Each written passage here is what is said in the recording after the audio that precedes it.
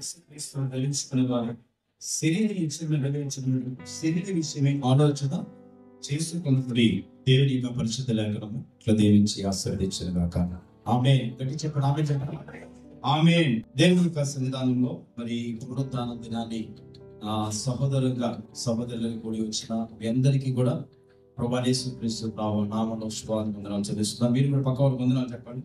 చక్కగా నవ్వుతూ సరదాగా అందరికి వందనాలు చెప్పుకుంటూ సహోదరు ప్రేమ ఎందుకంటే ప్రేమ కలిగి ఉండమని దేవుడు వాక్యం చెప్తే ప్రేమలో పరిశుద్ధత అనేది ఉంటుంది, ప్రేమలో నీతి ఉండాలి. కాబట్టి ఆ పరిశుద్ధతను బట్టి ప్రభు కూడా వస్తున్నాం. ఈ 13వ రోమాపత్రిక 13వ అధ్యాయంలో ఈ అధ్యాయం అంతటికి కూడా ఒక మూల వాక్యాన్ని కొన్ని విషయాలు, ఎందుకంటే అన్ని విషయాలు చెప్పడానికి సమయం చాలదు కాబట్టి 14వ వచనాన్ని ఆ విషయం మన జీవితంలో నెరవేర్చినట్టుగైతే చక్కనైన మన కుటుంబాలు ఆశీర్వాదకరంగా ఉంటాయి. మెట్టుకు ప్రభువైన యేసుక్రీస్తును ధరించుకున్న వారే. ఇందులో 2 విషయాలు నేను మీకు చెప్పడానికి ఇష్టపడుతున్నాను. మొట్టమొదటి విషయం ఏమిటంటే మనము క్రీస్తును ధరించుకోవాలి. క్రీస్తును ధరించుకోవాలి. వీటన్నిటిని మనం జయించాలి. జయించిన తర్వాత కదా ఒక గొప్ప బహుమానం అనేది ఉంటుంది. అంటే ఎలాంటి రిమార్కులు కానీ ఎలాంటి చెడ్డ సాక్ష్యాలు కానీ అన్ని మంచిగా జరిగితే మన రికార్డ్ షీట్ చక్కగా ఉంటే మనకు ఒక మంచి బహుమానం అనేది లేకపోతే ఒక ఆశీర్వాదం అనేది దాచబడదు, లేకపోతే అది పెండింగ్ లో ఉంచుతారు ఆ ఫైల్. ఇప్పుడు ఈ 13 వచనాలు కూడా మన జీవితంలో చక్కగా నెరవేరాలి, మన జీవితాలు చక్కగా ఉండాలంటే ఇక్కడ 14వ వచనంలో పౌలు గారు ఏమంటున్నారంటే మెట్టుకు ప్రభువైన యేసుక్రీస్తును ధరించుకున్న వారే. చూడండి, చాలా మంది ఏమనుకుంటారంటే దేవుణ్ణి మనం ఎలా రీచ్ అవ్వగలుగుతాం, దేవుణ్ణి మనం ఎలాగా ఆయన్ని సేవించగలుగుతాం, అంత గొప్ప దేవుణ్ణి మనం ఎక్కడ వెతుకుతాం.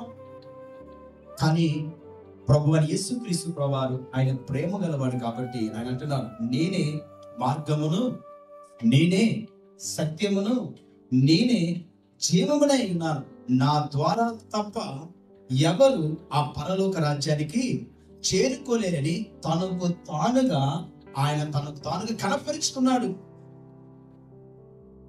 కాకపోతే ఆయన ఎవరు కూడా చేరుకోలేరండి.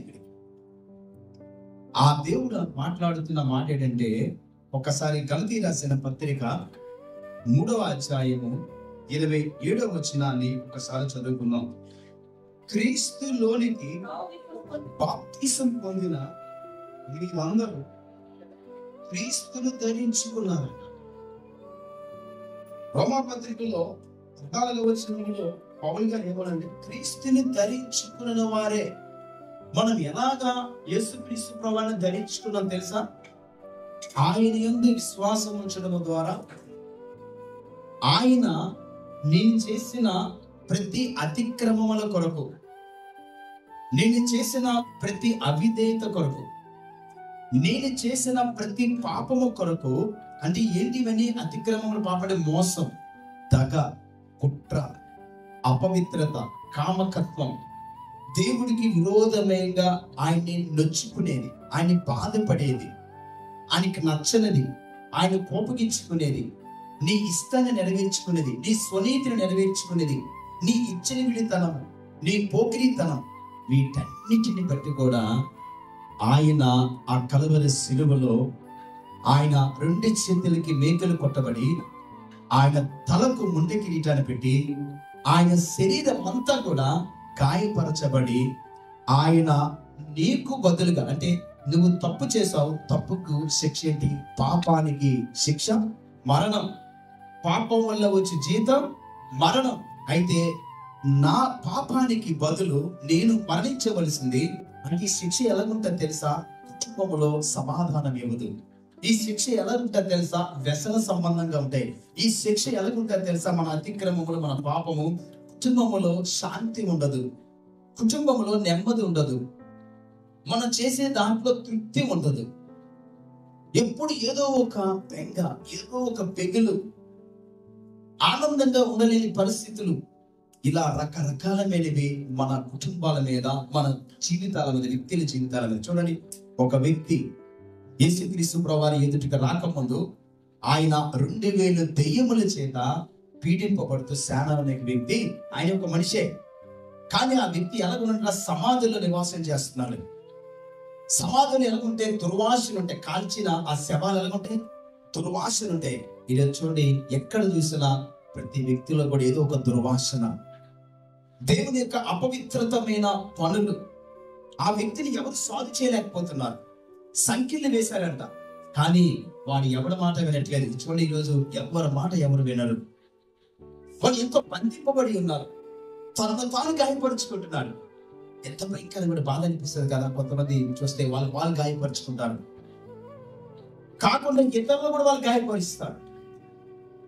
ఎందుకు ఈ బతుకు అనిపిస్తుంది? ఎందుకు ఈ జీవితం? ఇలాంటి పరిస్థితుల్లో సమాజం ఉంది. అలాంటి వ్యక్తి ఎప్పుడైతే యేసయ్య దగ్గరికి వచ్చాడో, ఎప్పుడైతే యేసయ్య పాదాల దగ్గరికి వచ్చాడో, ఆ వ్యక్తి జీవితాన్ని దేవుడు మార్చాడు. ఎలా మార్చాడు తెలుసా? తను తాను గాయపరుచుకోవడం మానేశాడు, ఇతరులకి హానికరంగా ఉండడం మానేశాడు, వస్త్రాలు ధరించుకున్నాడు. చూసిన వాళ్ళందరూ ఆశ్చర్యపోతున్నారు. అరే, ఇప్పుడు నెమ్మది లేక, సుఖము లేక, ఇప్పుడు విచారంతో ఇలా తిరుగుతున్న వ్యక్తినా ఏంటి మార్పు? ఏంటి ఇప్పుడు ధైర్యం చెడిపోయి, ఇప్పుడు నిరాశలో ఉన్న వ్యక్తి ఏంటి మార్పు? దీనికి గల కారణం ఏంటి? యేసయ్యలో సమాధానం ఉంది, యేసయ్యలో ఆనందం ఉంది, యేసయ్యలో సంతోషం ఉంది, యేసయ్యలో నిరీక్షణ ఉంది, యేసయ్యలో ధైర్యం ఉంది. ఇవన్నీ కూడా ఎప్పుడైతే యేసయ్యనందు విశ్వాసం ఉంచాడో ఈ వ్యక్తి, యేసయ్యందు నమ్మిక ఉంచాడో ఈ వ్యక్తి, ఒకప్పుడు మనం కూడా ఇలాంటి బ్రతుకుల్లో ఉన్న మనము యేసయ్యనందు విశ్వాసం ఉంచడం ద్వారా ఈరోజు ఎంత సంతోషంగా ఉంటున్నాం. మన ఇంటిలో రక్షణ పొందలేని ఎంతో బాధతో ఉంటారు. ఈరోజు రక్షణ పొందిన మనము, మన కుటుంబస్తులు అవ్వచ్చు, ఎంతో ధైర్యంగా ఉంటున్నాం. ఎక్కడి నుంచి వచ్చింది ధైర్యం? మన తల్లికి లేదు ధైర్యం, అన్నదమ్ముడికి లేదు, కుటుంబంలో ఎవరికి లేదు. ఎందుకంటే మనకు రక్షణ లేదు. రక్షణ పొందిన నువ్వు, యేసుని ధరించుకున్న నువ్వు ఎంత ధైర్యంగా ఉంటున్నావు, ఎంత నిర్భరంగా ఉంటున్నావు. ఎక్కడి నుంచి వచ్చింది? డబ్బుతో వచ్చిందా? ఎంతో మందికి డబ్బు ఉంది, అలాగైతే ఎందుకు వాళ్ళకి ధైర్యం లేదు? అలాగే నిరుపేదలు ఉన్నారు, వాళ్ళ దగ్గర ధనము లేదు, ఎంత ధైర్యంగా ఉన్నారు వాళ్ళు. కారణం తెలుసా? క్రీస్తుని ధరించుకోవడం ద్వారా. అంటే యేసయ్యను నువ్వు సొంత రక్షకుడిగా అంగీకరించడం ద్వారా నీలో ఉన్న చీకటి బయటికి పోతాది. చీకటి ఏం చేస్తుంది తెలుసా? మనల్ని భయాన్ని తీసుకుని వస్తుంది, చీకటి బెంగను తీసుకుని వస్తుంది. చీకటి ఇంకా నా జీవితం అయిపోయిందిలే, ఇంకా నా జీవితంలో ఏం మేలు లేవు, ఇక్కడతో నా జీవితం క్లోజ్ అనుకుంటాను. కానీ అలాంటి జీవితాన్ని యేసయ్య నేను హృదయంలోకి ఆహ్వానించి, యేసయ్యని సొంత రక్షకుడిగా, ఇదిగో నా దోషములు, నా పాపముల కొరకే యేసయ్య సిలువలో రక్తం కార్చి ప్రాణాన్ని పెట్టి నమ్మి నీ పాపముల నుండి దూరం అవుతావో, ఆయన నీ మీద ఉన్న చీకటిని తీసివేసి నీ మీద ఆయన గొప్ప వెలుగును ఉదయింప చేస్తాడు. హల్లెలూయా! ఏం చేస్తాడైనా? గొప్ప వెలుగును ఉదయింప చేస్తాడు. అందుకే ఆయన ధరించుకున్న మనము ఎలాంటి జీవితం కలిగి ఉంటారు తెలుసా? బైబిల్ చెప్తుంది, చూడండి, ఎఫెసీ రాసిన పత్రిక 4వ అధ్యాయం 24వ వచనాన్ని చదువుకుందాం. క్రీస్తుని ధరించుకున్న మనము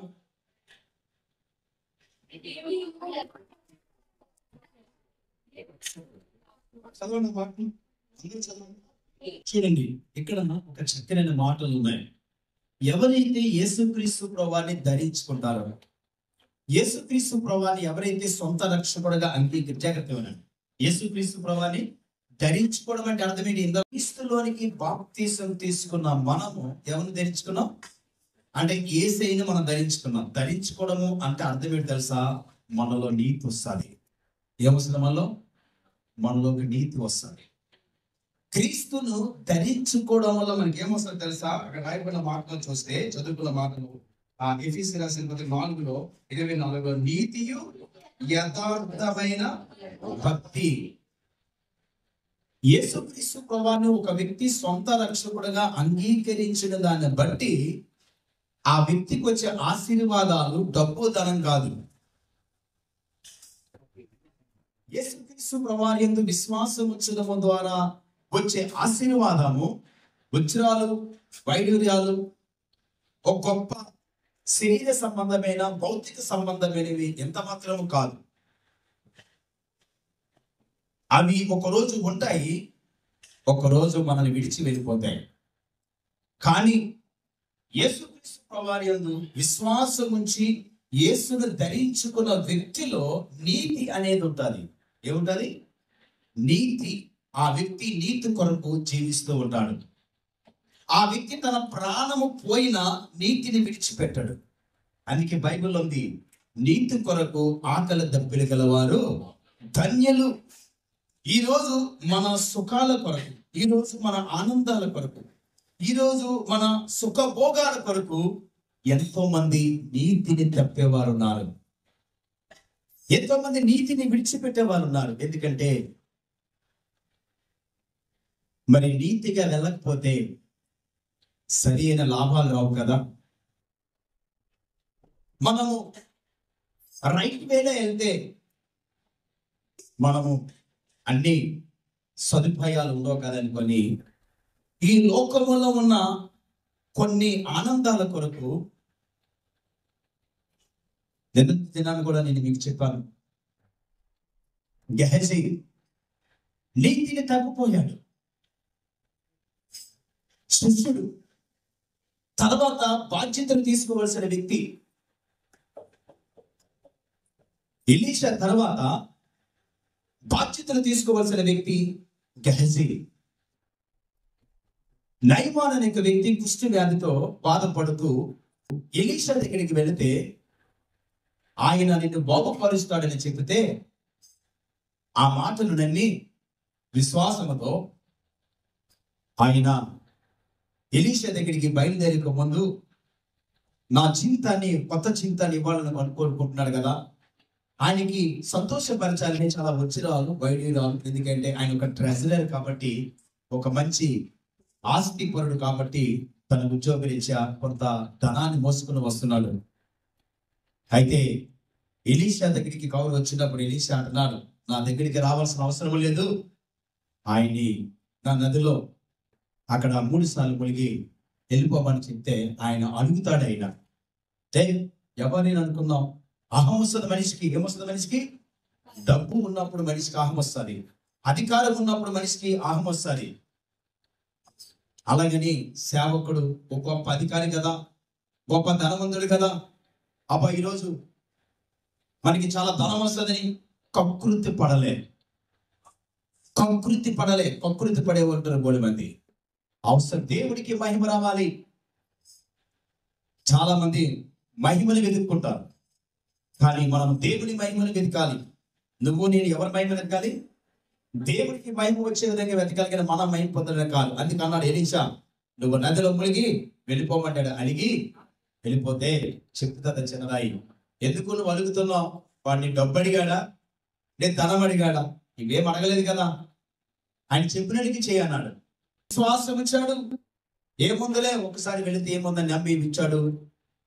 ఆయన ఆ కుష్టి వ్యాధి నుంచి వెళ్ళిపోతున్నాడు. అందుకే దేవుణ్ణి, యేసును ధరించుకోవడం అంటే అర్థం తెలుసా? నిన్ను నువ్వు త్యాగం చేసుకోవడం, నిన్ను నువ్వు దేవునికి అప్పచెప్పుకోవడం. క్రీస్తును ధరించుకోవడం అంటే నిన్ను నువ్వు దేవునికి అప్పచెప్పుకోవడం. ఇక్కడ ఆ ఎలీషాకు ఈ గెహజీ అప్పచెప్పుకోలేదు.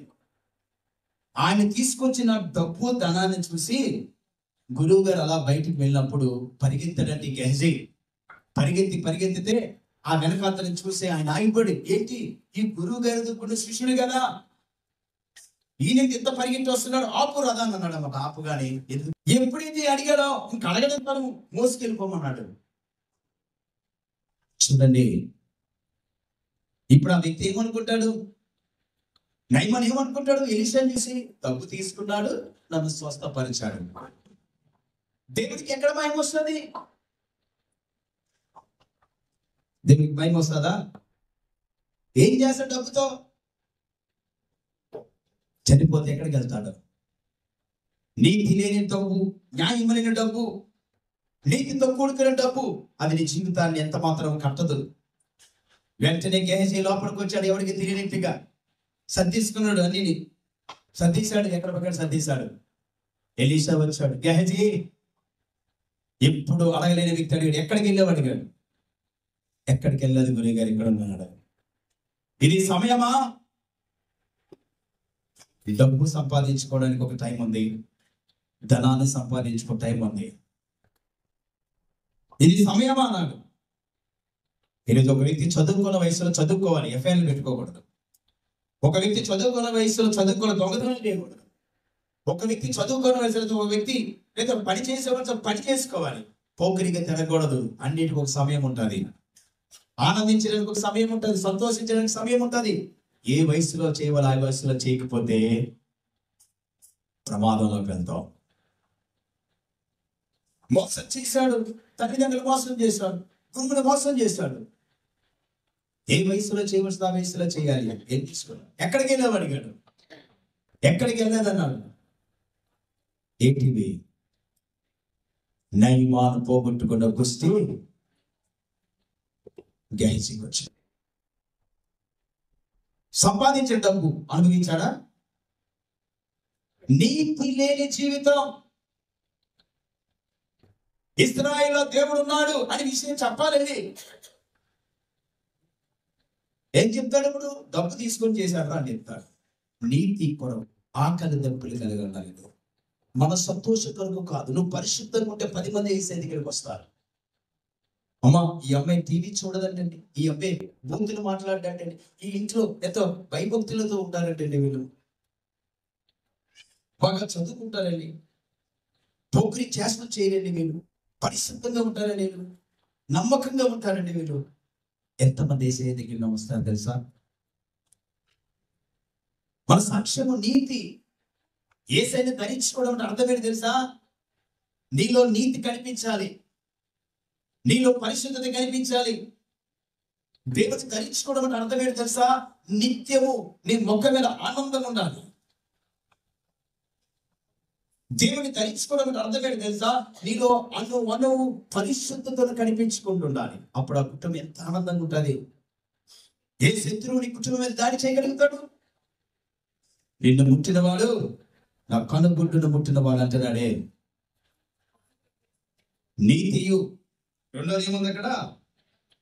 యథార్థత. గైజైని అడిగాడు, ఎలీషా ఎక్కడికి వెళ్ళావు అన్నాడు. ఏం చెప్పాలి? కక్కుర్తి పడ్డాను, మీరు వద్దన్నారు కానీ మనకు అవసరం కదా వెళ్ళాను చెప్పాలి. కానీ ఎక్కడికి వెళ్ళాలి అన్నాడు. ఒప్పుకున్న తప్పుని. క్రీస్తును ధరించుకున్న వ్యక్తులు ఏముంటారు తెలుసా? ఒకవేళ నువ్వు తప్పు చేస్తే మళ్ళా తిరిగి పశ్చాత్తాపడతావు. నువ్వు యథార్థత ఉంటుంది. అవును, నేను చేసిన తప్పు చేశాను, నా పొరపాటు ఉంది. జక్కయ్య యేసయ్యని చూడాలని ఆశపడ్డాడు, కానీ ఆయన ఒక పాపాత్ముడు. ఆయన ఏ మంచితనం లేదు. ఆయన అందరూ చూసి ఇది పాపి పాపి అంటున్నారు. అంత పాపాత్ముడుగా ఉన్న వ్యక్తి యేసయ్యని తన సొంత రక్షకుడిగా అంగీకరించాడు. యేసుని, నువ్వే నా దేవుడు, ఇదిగో నేను పాపాత్ముడిగా ఉన్నాను, నా పాపముల కొరకు నువ్వు నా కొరకు బలి అయిపోతున్నావు, ఇదిగో నీ నామమందు నేను విశ్వాసం ఉంచుతున్నాను, నువ్వు నన్ను క్షమించగల దేవుడు అని తన హృదయాన్ని జక్కయ్య యేసయ్యకి అప్పచెప్పుకున్న తర్వాత జక్కయ్య జీవితం ఎలా మారింది తెలుసా? యథార్థతలకు వచ్చాడు. ఎంత యథార్థతలకు వచ్చాడంటే 100 రూపాయలు ఒక వ్యక్తి దగ్గర తీసుకుంటే 400 ఇచ్చాడు ఆ వ్యక్తికి. యథార్థంగా ఒప్పుకుంటున్నాడు, ఇదిగో నేను అన్యాయంగా ఎవరి దగ్గర తీసుకున్నాను. చెప్పగలవా నువ్వు? 100 రూపాయలు 100 ఇస్తావు. ఎంత పశ్చాత్తాపమో చూడండి. యథార్థంగా ఒప్పుకుంటున్నాడు 10 మందిలో. నేను పాపాత్మునికో అన్యాయంగా సంపాదించిన ధనాన్ని నేను ఈరోజు విడిచిపెడుతున్నాను. విడిచిపెట్టగలవా నువ్వు? దీన్ని కానిది విడిచిపెట్టగలవా? యథార్థత ఉందా? యథార్థంగా ఒప్పుకోవాలి. దేవుడు నా నిమిత్తము రూపాయి వదులుకుంటే 100 రూపాయలు ఇస్తానన్నాడు. చేతులు దగ్గరగా చేతులు ఎంత ఇస్తాడు? వీళ్ళు మోసగాలండి, వీళ్ళు అబద్ధికులండి, వీళ్ళు చెడ్డ పనులు చేస్తారంటే దేవుడు ఎంత బాధపడతాడండి. నీ కొడుకు రక్తం కార్చిన దేవుడు అన్నిగా బాధపడవా? నీ కొడుకు నిన్ను అవమానపరిస్తే నీ కొడుకు తలదించుకుని పనులు చేస్తే తండ్రి బాధపడతాడు లేదా? ఖచ్చితంగా బాధపడతాడు. మంచి తండ్రి అయితే వదిలించుకునే తల్లి అవి అట్లా పట్టించుకోవాల్సిన అవసరం లేదండి. అందుకే బైబిల్లో మంచి తండ్రి అనేది బైబిల్ ఏముంది అంటే చెడ్డ తండ్రులు కూడా ఉంటారు. మంచి తండ్రి తన పిల్లలను ఆస్తికర్తలుగా చేస్తాడు. చెడ్డ తండ్రి ఏం చేస్తాడు? స్పాయిల్ లైఫ్ జీవితాలు. ఈరోజు మన జీవితానికి యథార్థతను కాపాడుకుంటున్నాం. మనము ఎంతమంది యథార్థతను కాపాడుకుంటున్నారు? యథార్థమైన జీవితాన్ని కలిగి ఉంటున్నారు. జక్కయ్య తన యథార్థతను ఎప్పుడైతే యేసును అంగీకరించిన వ్యక్తిలో మొదటిది నీతి ఉంటుంది, రెండోది ఏముంటది? యథార్థత ఉంటుంది. యథార్థంగా నువ్వు చెప్పగలవా? దేవుని ఎదుట చెప్పగలవా? కుటుంబాలతో యథార్థంగా మాట్లాడగలవా? నువ్వు ఈరోజు దేవుని యొక్క సన్నిధానంలో భక్తులు చెప్తున్నాడు. అందుకే పోకిరి చేస్తున్నారు. ఆ 13 వచనాలు మీరు చదువుకుంటే చాలా విషయాలు అక్కడ మీకు ఉంటాయి. మూడోది చెప్తాను, టైం ఉంది కాబట్టి. కొలస్సీ రాసిన పత్రిక 3వ అధ్యాయం 10వ వచనం నుండి 12వ వచనం వరకు చదువుతారు. ఒకడితో ఒకడు ఆ 10వ వచనం నుండి 10-12 ప్రాచీన స్వభావము దాని క్రియలతో కూడా మీరు దేవుని చేత ఏర్పరచబడిన వారు పరిశుద్ధులను ప్రియులైన వారికి తగినట్లు మీరు జాలి గల మనస్సును, దయాళుత్వమును, వినయమును, దీర్ఘశాంతమును, సాత్వికమును ధరించుకునుడి. 3వ లక్షణం ఏముంటుంది తెలుసా? క్రీస్తును ధరించుకున్న వ్యక్తిలో 3 లక్షణం. మొదటి లక్షణం ఏంటి? నీతి ఉంటుంది. మొదటి లక్షణం ఏముంటది? నీతి ఉంటుంది. ఒకవేళ ఆకలికైనా ఆ వ్యక్తి ఉంటాడు కానీ తప్పు చేయడు. ఆకలితో చచ్చిపోవడానికి ఇష్టపడతాడు కానీ నీతిని తప్పుకోడు. నీతి పొందుడండి అంటారు. ఇది యథార్థత. రెండోది ఏంటి? యథార్థత. ఇది రెండోది ఏంటి? యథార్థత. రెండోది ఏంటి? యథార్థమైన జీవితం కలిగి ఉంటాం. ఎందుకంటే నువ్వు భయపడాలి? మనం ఎవరికైనా నాకు అర్థం అవుతుంది. ఎందుకు భయపడాలి? దేవుడు నిన్ను పోషిస్తాడు. అందుకే నీ మనుషులకు దోషలుగా ఉండదు. మీరు ఎవరు కూడా నీ మనసు ఎప్పుడు దేవుడి మీద ఉండాలి. నీ మనసు ఎప్పుడు దేవుడి మీద ఉంటే మనుషులందరూ నీతో ఉంటారు. నువ్వు కానీ మనుషుల మీద నీ మనసు ఉంటే వాళ్ళందరూ నీకు దూరం అవుతారు. అందుకే బైబిల్ చెప్తుంది, నువ్వు దేవుడిని మాత్రమే ప్రేమించాలి. నువ్వు దేవుడి కంటే ఎవరిని ఎక్కువ ప్రేమించావా అది ప్రమాదం. ఖచ్చితంగా బైబిల్ చెప్తుంది. నేను చెప్పిన అందుకే నీ మాట నా సొంత మాట చెప్పాను. బైబిల్ నువ్వే మొదట ఆయన రాజ్యాన్ని ఎవరు ఎదుగుతున్నారు? మొదట ఆయనకి ప్రాముఖ్యత ఇవ్వాలి. మొదటి నీతియు, యథార్థతయు, భక్తి. యేసయ్య ఆయన దేవుడు. అందుకే ఆయనకి జాలి గల మనసు ఉంది. అందుకని క్షమించాడు. ఆయనలో పగుంచుకోలేదు. ఆయన నిష్కలంకంగా ఉన్నాడు. తన హింసించిన వారిని కూడా క్షమించాడు. భక్తి. యేసు క్రీస్తు రక్తాన్ని ప్రోక్షింపజేస్తున్నాడు. గొప్ప విడుదల దయచేసి ఏ కుటుంబంలో అయితే సమస్యలు ఉన్నాయి, ఏ కుటుంబంలో ఇక్కడ నీకు దూరస్తులు ఉన్నారు, వారిని క్షమించి నీకు సమీపస్తులుగా చేయవు.